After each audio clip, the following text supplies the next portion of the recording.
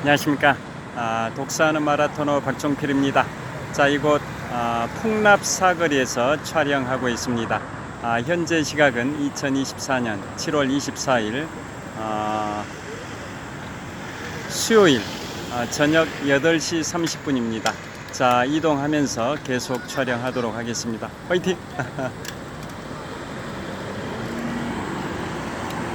자, 오늘 제가 제 유튜브 인생 4년 하고도 100일이 됐습니다. 제가 지난 2020년 4월 16일에 유튜브를 시작해서 오늘이 4년 하고도 100일이 된 날입니다. 그래서 날짜 수로는 1560일이 됐는데요. 그동안 제가 현재 촬영하고 있는 유튜브가 1500번째입니다. 그러니까 4년 하고도 100일 동안 총 1560일 동안 오늘 현재 촬영하고 있는 유튜브 영상이 1500번째니까 대략 4년 100일 동안 평균적으로 하루에 하나꼴로 유튜브 영상을 촬영한 셈입니다. 자, 그래서 오늘은 매우 의미 있는 유튜브 촬영이 되는데요. 현재 시각은 2024년 7월 24일 수요일 저녁 8시 31분 정도 됐습니다. 제가 풍납 사거리를 출발해서 잠실 석촌호수 방향으로 이동하면서 촬영하고 있습니다. 자, 현재 미국의 대선이 전 세계 언론에 스포트라이트를 받고 있는데요. 앞으로 약 석 달 반 정도 후인 2024년 11월 5일 화요일에 미국의 47대 대통령을 선출하는 대통령 선거가 있습니다. 최근까지는 공화당의 도널드 트럼프 전 대통령과 민주당의 조 바이든 현 대통령 간의 양자 대결 구도였는데요. 최근 약 한 25일쯤 전 두 후보 간의 TV 토론에서 조 바이든 현 대통령이 인지력 저하 논란이 발생이 됐고, 그 뒤로 계속 지지율이 하락하는 바람에 결국은 조 바이든 현 대통령께서는 본인의 정치적 야욕, 그 야망보다는 민주당의 승리를 위해서 통 큰 결단을 하셨습니다. 그래서 한 3일 전에 전격적으로 조 바이든 현 대통령께서 민주당 대통령 후보에 나서지 않겠다라고, 그야말로 현직 대통령으로서는 56년 만에 재선 포기를 선언하셨고요. 며칠 이내에 대국민 연설도 하실 예정이라고 합니다. 자, 정말 통 큰 결단이신 것 같습니다. 자, 공화당의 트럼프 전 대통령은 최근에 총격 피격을 당한 이후에 더 지지율이 상승한 반면, 민주당의 조 바이든 후보는 인지력 저하 논란으로 인해서 지지율이 계속 하락하는 바람에 두 후보 간의 지지율 격차가 벌어짐에 따라 조 바이든 후보로는 도저히, 자, 이곳은 서울 아산병원에서 가까운 사거리인데요.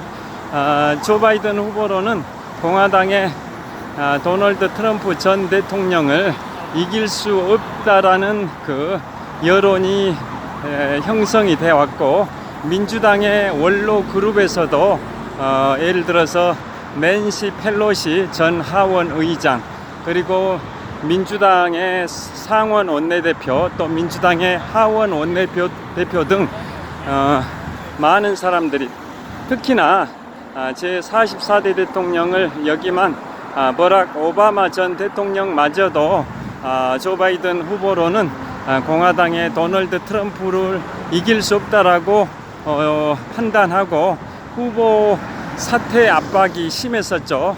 그래서 결국은 조 바이든 대통령께서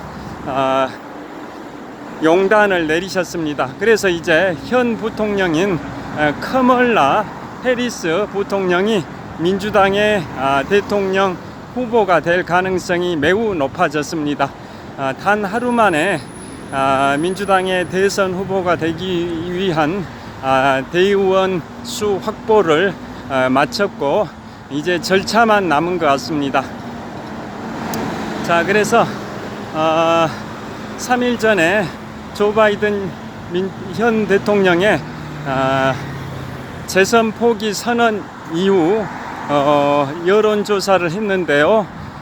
지지율 조사에서 민주당의 카멀라 해리스 후보 예정자와 공화당의 후보로 확정된 도널드 트럼프 전 대통령 간의 지지율 차이가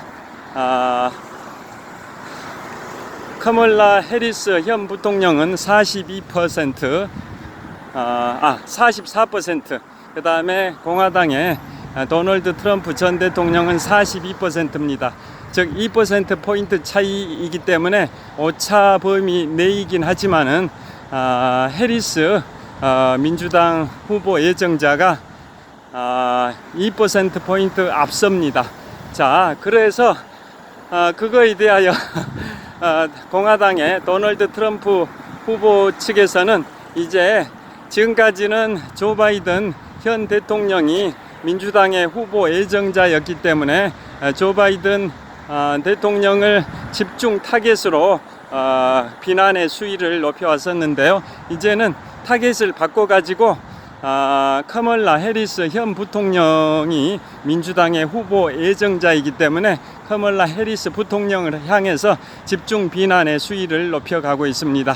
자, 그러면서 지금 뉴스에 보니까요, 만약에 석 달 반 후에 치러지는 11월 5일 화요일 미국의 대통령 선거에서 제47대 대통령을 선출을 하는데요. 자, 그때 도널드 트럼프가 패배를 하게 되면 미국에 내전이 발생할 수도 있다, 이런 소문들, 유언비어가 돌고 있습니다. 자, 도널드 트럼프 전 대통령은 현재 4가지 혐의에 대해서 사법 절차가 진행되고 있는데요. 성추문 사건이든 또 내란 선동 혐의든 굉장히 파급력이 큰 그러한 혐의로 지금 사법 절차를 받고 있는데요. 그 중에서도 특히 파괴력이 큰 게 바로 내란 선동 혐의죠. 2020년 대통령 선거에서 조 바이든 대통령이 당선이 됐을 때 그걸 인정하지 않겠다라는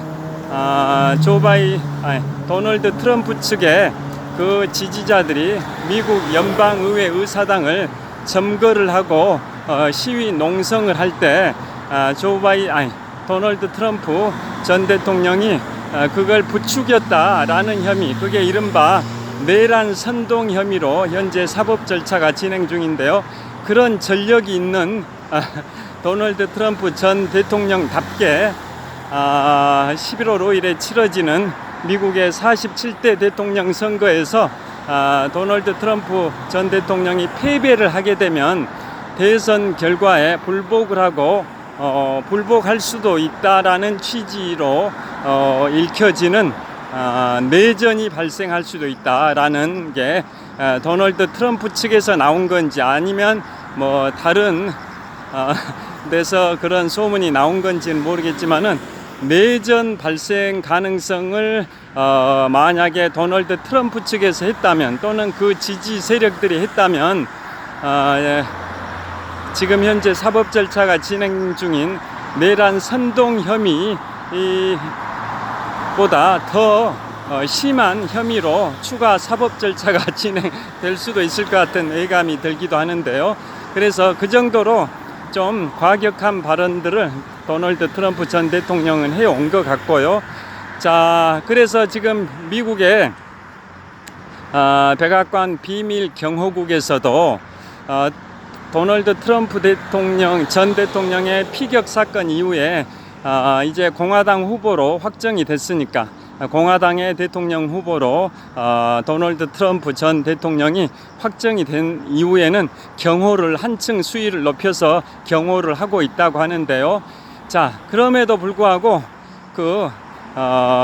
도널드 트럼프 전 대통령의 발언의 수위가 뭔가 이렇게 선동을 하는 듯한 그런 발언들이 계속 나오고 있다 보니까 그거에 반발하는 반대자 측에서 도널드 트럼프 전 대통령을 또다시 저격할 수도 있다, 그런 우려가 있는 것 같습니다.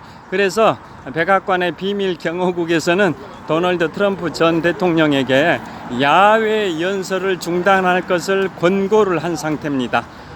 실내 연설은 경호에 큰 어려움이 없는데, 그에 반해서 야외 연설의 경우에는 백악관의 비밀 경호국 입장에서도 경호하기가 쉽지 않으니까 도널드 트럼프 전 대통령에게 야외 연설은 중단할 것을 현재 권고를 한 상황입니다. 자, 그래서 어떤 루트에서 도널드 트럼프 측에서 그런 말이 나온 건지, 아니면은 일부 극단적 지지자들이 그런 말을 한 건지는 모르겠지만은, 도널드 트럼프 전 대통령이 11월 5일 대통령 선거에서 패배하게 된다면 미국에 내전이 발생할 수도 있다. 이 말이 굉장히 이슈가 될 수도 있는, 파급력이 있는 그런 발언인데요. 자, 바로 그것은 도널드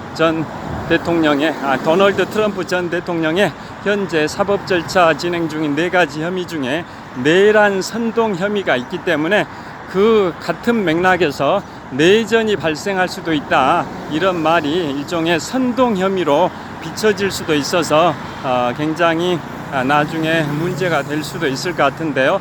자, 그래서 내전이라는 말이 나왔기 때문에 제가 오늘은 유튜브 영상 촬영 시작한 지, 자, 이곳은 제가 올림픽 회관을 촬영하고 있습니다.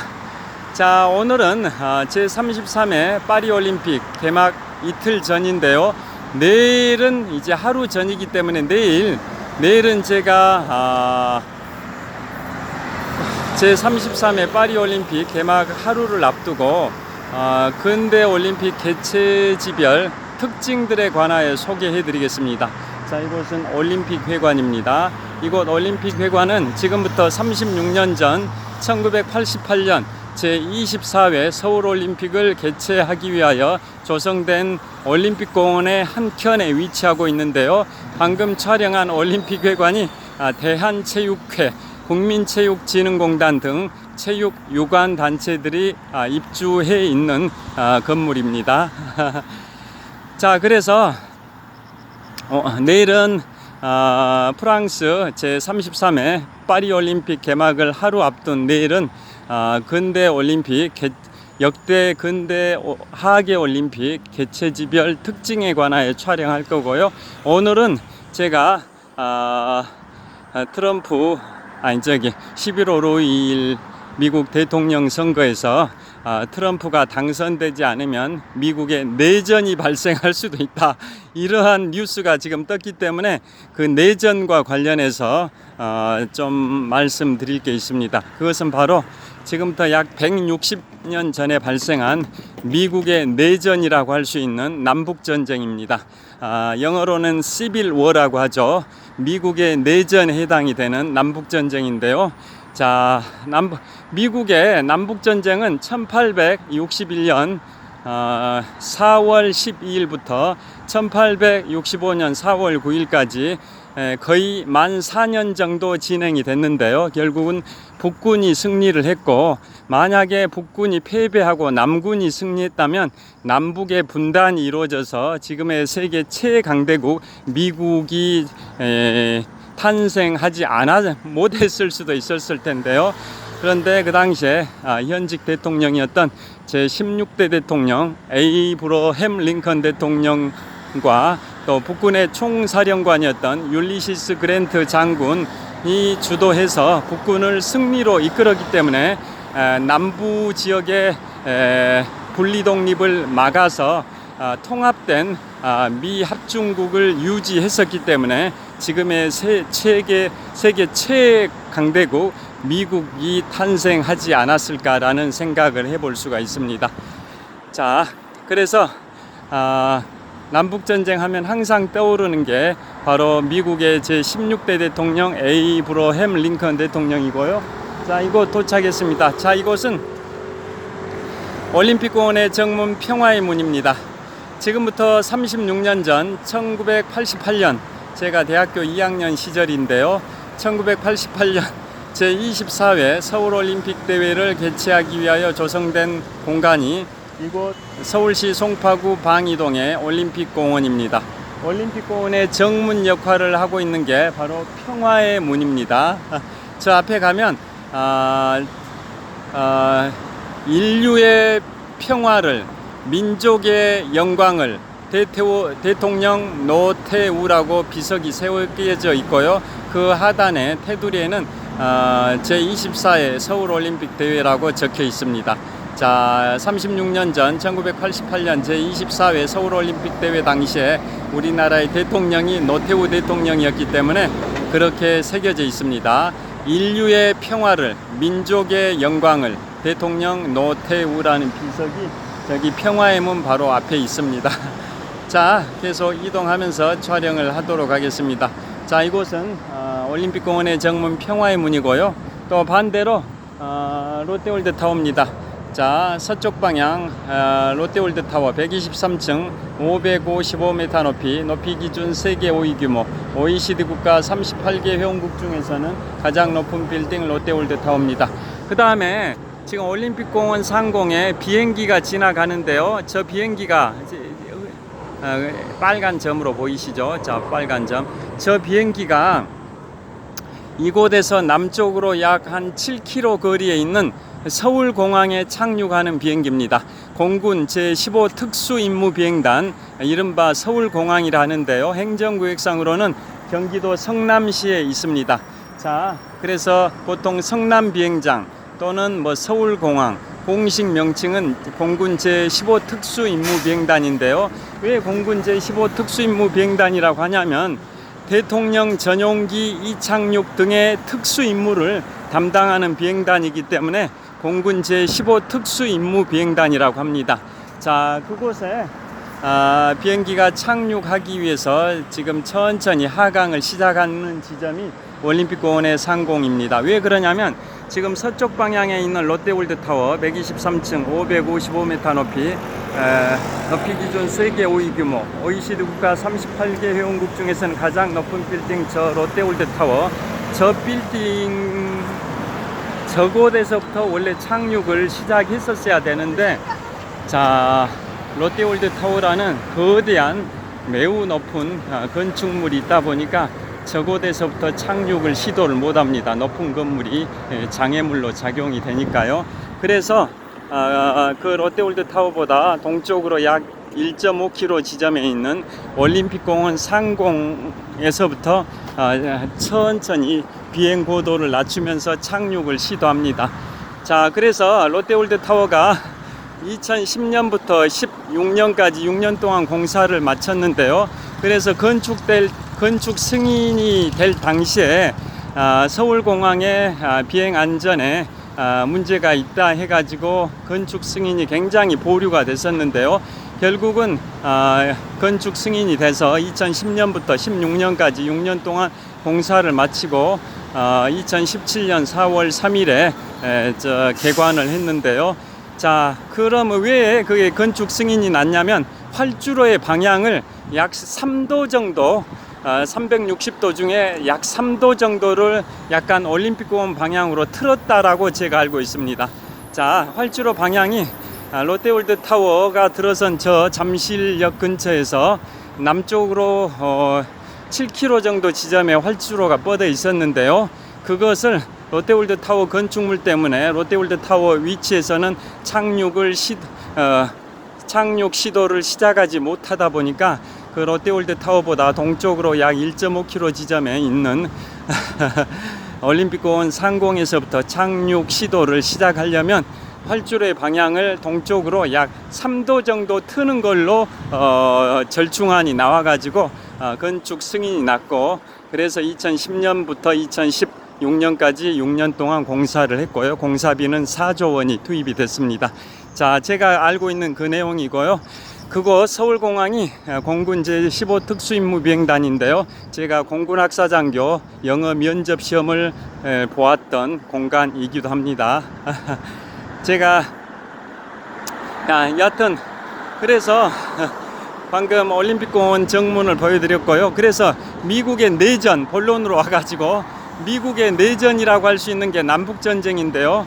자, 미국에 가면 미국의 어떤 여론조사 기관에서 조사를 하더라도 미국인들이 가장 존경하는 역대 대통령 랭킹 1위가 누구일까요?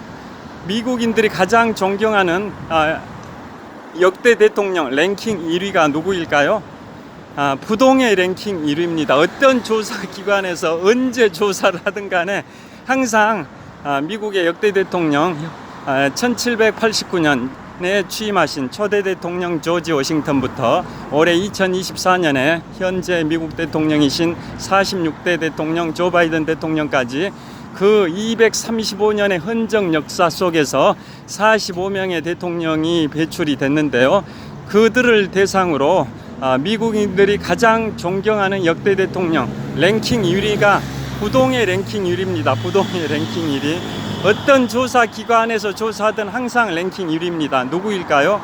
바로 남북전쟁을 승리로 이끌었고 남북의 분열을 막았고 남북 통합을 이뤄낸 제16대 대통령 에이브러햄 링컨 대통령입니다. 2위가 나라를 세운 건국의 아버지 초대 대통령 조지 워싱턴입니다. 그래서 미국의 수도 워싱턴 DC, 세계의 중심 미국, 미국의 한복판, 미국의 중심 수도 워싱턴 DC, 거기에 가면 뭐가 있냐면 링컨 메모리얼이 있고, 즉 링컨 기념관이 있고요. 그 다음에 워싱턴 모뉴먼트, 즉 워싱턴 기념탑이 있습니다. 자, 이게 세계의 중심 미국의 수도 워싱턴 DC 한복판에 제가 작년 8월 26일에 갔습니다. 내 식구 가족 여행으로 미국 북동부 지역과 캐나다 지역을 2023년 8월 25일부터 9월 3일까지 7박 10일의 일정으로 다녀왔는데요. 그 중에 수도 워싱턴 DC는 8월 26일에 방문을 했었습니다. 자, 그곳에 바로 링컨 메모리얼이 있고 워싱턴 기념탑이 있습니다. 그 두 분이 미국인들이 가장 존경하는 대통령 탑 클래스이기 때문에 그렇습니다. 어떤 조사 기관에서 조사하더라도 링컨 대통령 16대 대통령 에이브러햄 링컨이 랭킹 1위, 초대 대통령 조지 워싱턴이 랭킹 2위입니다.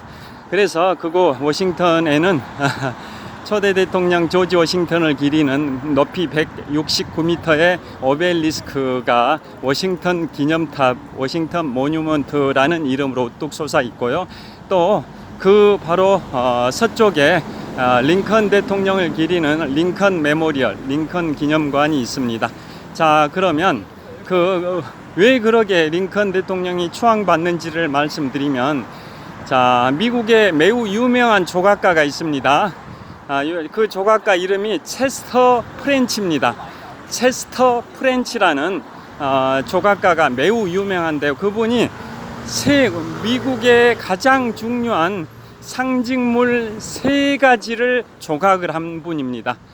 미국인들이 가장 중요시하는 3대 중요 상징물을 바로 그 미국의 최고의 조각가 체스터 프렌치라는 분이 조각을 했는데요. 그 3가지를 좀 먼저 소개해드리고 미국의 내전인 남북전쟁 11월을 좀 더 구체적으로 말씀드리겠습니다. 그 체스터 프렌치라는 분이 조각한 3대 조각물이 뭐냐면 바로 워싱턴 DC에 있는 링컨 메모리얼 안에 있는 링컨 대통령의 좌상입니다. 링컨 대통령이 앉아있는 모습의 좌상, 그게 첫 번째고요. 두 번째는 세계 최고의 대학인 하버드 대학교, 1636년에 개교한 세계 최고의 대학인 하버드 대학 안에는 하버드 대학교의 설립 당시에 최초 기부자 존 하버드, 그분의 이름을 따서 하버드 대학교입니다. 그 최초 기부자 하버드 대학이 1636년에 개교할 때 최초의 기부자가 존 하버드인데요. 그분의 이름을 따서 세계 최고의 대학의 명칭이 하버드 대학입니다. 그래서 그 존 하버드의 동상이 거기에 세워져 있습니다. 제가 작년 보스턴 여행 갔을 때 8월 말일날 그 보스턴을 들렀는데요. 그곳에서 하버드 대학을 투어했습니다. 그때 하버드 대학 설립 당시에 최초 기부자인 존 하버드의 동상이 있습니다. 자, 그 동상, 그게 두 번째입니다. 체스터 프렌치가 조각한 3대 조각물이 아까 말씀드린 워싱턴 DC의 링컨 메모리얼 안에 있는 링컨 대통령의 좌상, 두 번째가 보스턴의 하버드 대학 안에 있는 하버드 대학 설립 당시의 최초 기부자인 존 하버드의 동상, 그 다음에 마지막이 미국 매사추세츠주 보스턴의 서쪽으로 북서쪽, 보스턴의 북서쪽 약 30km 지점에 있는 콩코드라는 도시가 있습니다. 콩코드, 그게 어떤 도시냐? 바로 미국 독립전쟁의 첫 총성이 울렸었던 렉싱턴 콩코드 전투를 할 때 그 콩코드인데요. 그래서 보스턴의 북서쪽 약 30km 지점에 있는 콩코드는 미국 독립전쟁의 첫 총성이 울린 콩코드 전투가 펼쳐진 곳이고, 그곳에는 미니트맨이라는 동상이 있습니다. 미니트맨. 자, 미니트맨이 뭘까요? 미니트맨은 뭐냐면, 자, 여기 신호가 곧 바뀔 것 같습니다. 여기 건너서 계속 말씀드리겠습니다.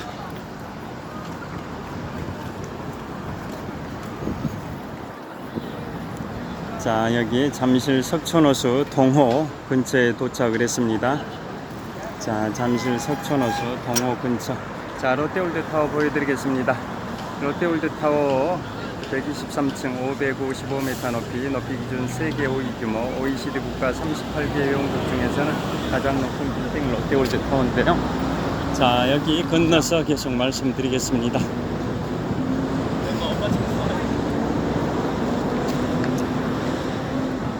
자, 여기 롯데월드타워 보여드리겠습니다. 자, 롯데월드타워입니다. 자, 123층 555m 높이 기준 세계 5위 규모 OECD 국가 38개 회원국 중에서는 가장 높은 빌딩 롯데월드타워입니다. 자, 롯데월드타워 잠실벌의 랜드마크, 대한민국의 랜드마크 롯데월드타워입니다. 그리고 바로 이 앞에 있는 빌딩이, 이 건물이 프랑스 계열의 호텔인데요. 소피텔 엠베서더 서울 호텔입니다. 하룻밤 숙박료가 약 45만원 됩니다. 소피텔 엠베서더 서울 호텔이 바로 롯데월드타워 바로 동쪽에 위치하고 있습니다. 자, 소피텔 엠베서더 서울 호텔 왼쪽 서쪽에 롯데월드타워가 있고요. 이 도로 표지판 보이시죠? 자, 송파구청도 바로 북쪽에 있습니다. 자, 소피텔 엠베서더 서울 호텔 바로 동쪽에는 KT 건물이 있는데, KT 건물 북쪽에 송파구청이 있습니다. 저를 비춰보겠습니다. 자, 이쪽으로도요. 자, 계속 말씀드리겠습니다. 자, 그래서 미국 매사추세츠주 보스턴의 북서쪽 약 30km 지점에 독립전쟁의 첫 총성이 울렸었던 렉싱턴 콩코드 전투가 발생한 그 콩코드가 있는데요. 자, 독립전쟁의 첫 총성은 1775년 4월 19일입니다. 자, 그게 바로 렉싱턴 콩코드 전투고, 그날을 기념하기 위해서 지금도 매년 4월 셋째 주 월요일은 매사추세츠주 전체가 법정 공휴일로 다 모두 쉬고요. 세계 최고의 마라톤 대회인 보스턴 마라톤이 열립니다. 그게 1897년부터 시작된 127년 전통의 보스턴 마라톤 대회입니다. 그게 바로 미국인들이 가장 소중하게 여기는 국경일, 바로 독립기념일 1776년 7월 4일에 독립선언을 했는데요. 그 독립기념일 때 뿌리가 되는 게 한 해 앞선 1775년 4월 19일에 독립전쟁의 첫 총성이었던 렉싱턴 콩코드 전투고요. 그 콩코드에는 바로 미니트맨 동상이 있는데, 왜 명칭이 미니트맨이냐? 그게 이제 체스터 프렌치라는 조각가가 조각한 3대 걸작품 중에 세 번째입니다. 자, 미니트맨이 무슨 뜻이냐면 1775년 4월 19일 당시에 독립전쟁의 첫 총성인 렉싱턴 콩코드 전투가 발생할 때 영국군들이 보스턴에서 민병대 무기고를 습격하기 위해서 북서쪽 25km 지점에 있는 렉싱턴을 먼저 공격했고, 그 다음에 또 추가로 한 북서쪽으로 한 10km 더 가서 콩코드를 또 공격을 했는데요. 그때 결국은 콩코드 지역의 민병대들이 막아냈습니다.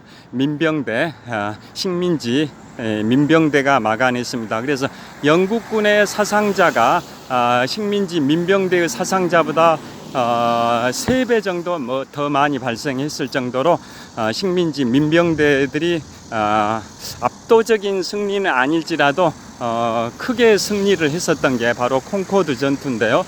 자, 그게 지금도 민병대 정신이 살아 있는 거고, 그래서 그 민병대를 미니트맨이라고 칭하는 건데요. 영어로 미니트가 분이란 뜻이죠. 시간 할 때 타임, 영어로 분, 미니트가 분이지 않습니까? 10분초를 다툰다 할 때 미니트는 분이란 뜻이고, 맨은 사람이란 뜻입니다. 한마디로 민병대원들이 전투 상황이 발생되면 1분 이내에 출동한다라는 뜻입니다. 자, 그래서 미니트맨의 동상은 오른손에는 총을 들고 있고 왼손에는 쟁기를 들고 있습니다. 그게 뭘 상징할까요? 민병대 미니트맨의 동상이 오른손에는 총을 들고 있고 왼손에는 쟁기, 밭을 가는 쟁기를 들고 있습니다. 그게 뭘 상징할까요? 바로 민병대는 한마디로 평시에는 농사를 짓는 평범한 농민이고, 전시가 발생됐다, 전쟁이 발생되면 1분 이내에 출동해가지고 총기를 들고 적과 싸운다, 이겁니다. 그게 미국의 민병대의 정신입니다. 그래서 미국은 수정헌법에 따라 미국 국민은 누구나 총기를 휴대할 권리가 있다. 그게 바로 민병대의 총기 소지권에서 유래가 된 겁니다. 자, 그래서 그 미니트맨은 오른손에는 총기를, 왼손에는 농사를 짓는 밭을 가는 쟁기를 잡고 있는 이유가 바로 평상시에는 쟁기로 밭을 갈고 농사를 짓고 전투 개시 명령이 떨어졌다, 소집 명령이 떨어졌다, 즉 적이 나타나서 전투 소집 명령이 떨어지면은 1분 이내 출동해 가지고 바로 전투를 치른다, 적과 싸운다 라는 의미입니다. 그러니까 미니트맨인 이유가, 명칭이 미니트맨인 이유가 1분 이내 출동한다, 그런 의미입니다. 자, 여기 다 도착했습니다. 그 동상의 명칭이 미니트맨으로 된 이유가 전투 개시 명령, 소집 명령이 떨어지면 1분 이내 출동하는 사람이다 해서 미니트맨이라고 합니다. 그게 미국에 있어서는 1776년 7월 4일 독립선언일이 굉장히 중요한 최고의 국경일이고요. 그 전년도에 독립전쟁이 개시가 됐죠. 그게 렉싱턴 콩코드 전투고, 그게 1775년 4월 19일입니다. 그래서 그때 독립전쟁 당시에 영국군을 상대로 용감히 맞서 싸웠던 그 콩코드 지역의 농민들, 즉 민병대원들을 기리기 위해서 미니트맨 동상이 그곳에 세워졌습니다. 그래서 지금까지 말씀드린 미국의 유명한 최고의 조각가 체스터 프렌치라는 조각가가 수도 워싱턴 DC의 링컨 메모리얼 안에 있는 링컨 대통령의 좌상을 조각했고, 또 세계 최고의 대학인 하버드 대학교 매사추세츠주 보스턴에, 정확하게는 보스턴은 아닙니다. 보스턴 서쪽으로 찰스강이 있고, 또 그 서쪽으로 케임브리지라는 지역이 있는데요. 그 케임브리지라는 지역에 세계 최고의 대학인 하버드 대학과 매사추세츠주 공과대, 이른바 MIT가 있는데요. 자, 그곳에 제가 작년 8월 말에 갔었고요. 그곳에 하버드 대학 교정에 하버드 대학 설립 당시에 최초 기부자인 존 하버드의 동상이 세워져 있고, 그 동상도 바로 체스터 프렌치라는 분이 조각을 했고요. 마지막으로 그 보스턴의 북서쪽 30km 정도 지점에 있는 콩코드, 독립전쟁의 첫 총성이 울렸던 콩코드 전투의 그 역사적 현장 콩코드에도 민병대원을 상징하는 미니트맨 동상이 있는데요. 그거 역시 체스터 프렌치라는 분이 조각을 했습니다. 그러니까 미국의 3대 주요 시설물이죠. 미국인들이 가장 존경하는 역대 대통령 랭킹 1위, 링컨 대통령을 기리는 링컨 메모리얼 안에 있는 링컨 대통령의 좌상도 프렌치, 체스터 프렌치가 조각하고, 그 다음에 세계 최고의 대학인 하버드 대학 안에 있는 하버드 대학 설립 당시의 최초 기부자 존 하버드 동상도 체스터 프렌치가 조각하고, 미국인들이 가장 중요시하는 기념일인 독립기념일에 시발탄이 됐던 독립전쟁의 첫 총성이 울렸던 렉싱턴 콩코드 전투의 그 역사적 현장에 세워져 있는 그 민병대 정신을 상징하는 상징물 미니트맨도 바로 체스터 프렌치가 조각을 했습니다.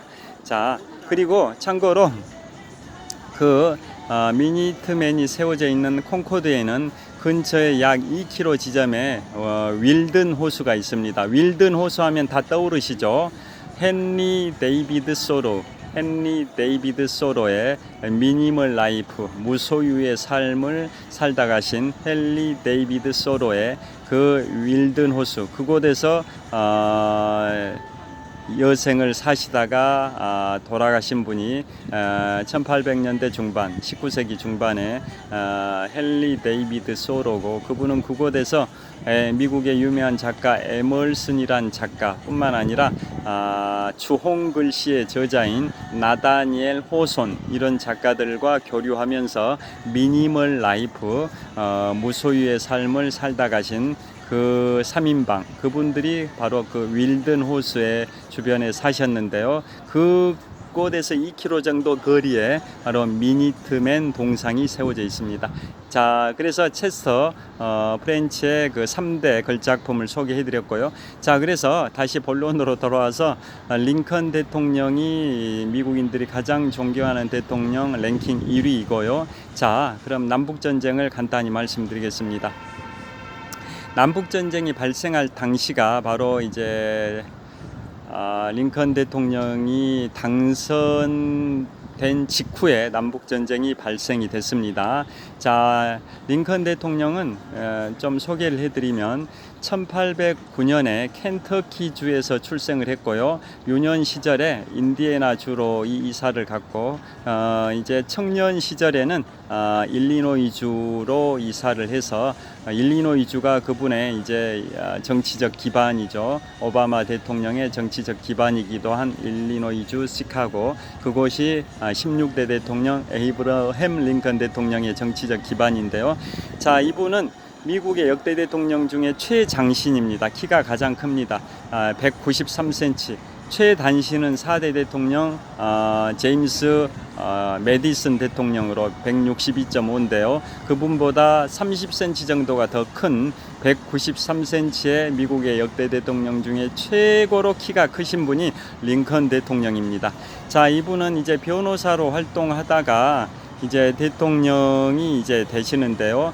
그 당시 상황이, 자, 1860년에 당선이 됐고, 또 링컨 대통령은 미국의 역대 대통령 중에 최초로 암살이 되신 분입니다. 제가 최근에 테쿰스의 저주를 소개해 드렸는데요. 1813년 9월 5일 미영 전쟁의 북부 전선이었던 온타리오호 주변의 테임즈 지역에서 발생된 테임즈 전투에서 영국과 연합군을 형성했던 인디언 쇼니족의 추장 테쿰세가 미국의 총사령관 윌리엄 해리슨을 향해서 이런 저주의 말을 남기죠. 앞으로 20년마다 1의 자리 숫자가 0으로 끝나고 10의 자리 숫자가 짝수인 연도에 당선이 되는 미국의 대통령은 임기를 못 채우고 임기 중에 사망할 것이다 라는 저주의 말을 남긴 거고, 그게 1840년 당선된 9대 대통령 윌리엄 해리슨으로부터 1960년에 당선된 35대 대통령 존 F 케네디 대통령까지 120년 동안 20년 간격으로 당선된 대통령 7명이 임기를 못 채우고 임기 중에 사망했던 사건의 원인이 된 저주가 바로 테쿰스의 저주입니다. 미국의 역대 대통령 45명 중에 임기를 못 채우고 임기 중에 사망한 대통령은 8명인데요.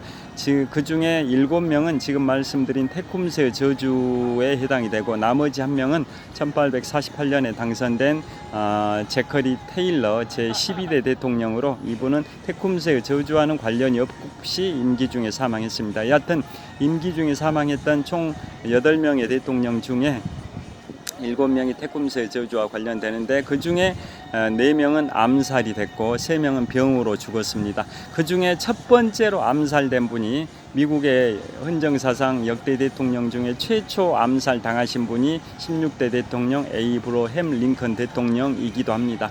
자, 링컨 대통령은 그 당시에 정치적 상황이 1860년에 당선되셨으니까 지금부터 약 160년쯤 전인데요. 그 당시에 북부 지역은 공업 지역이어서 노예제를 반대를 했고 반면에 남부 지역은 면화 농업 등 농업 지역이다 보니까 노예제를 찬성했었던 거죠.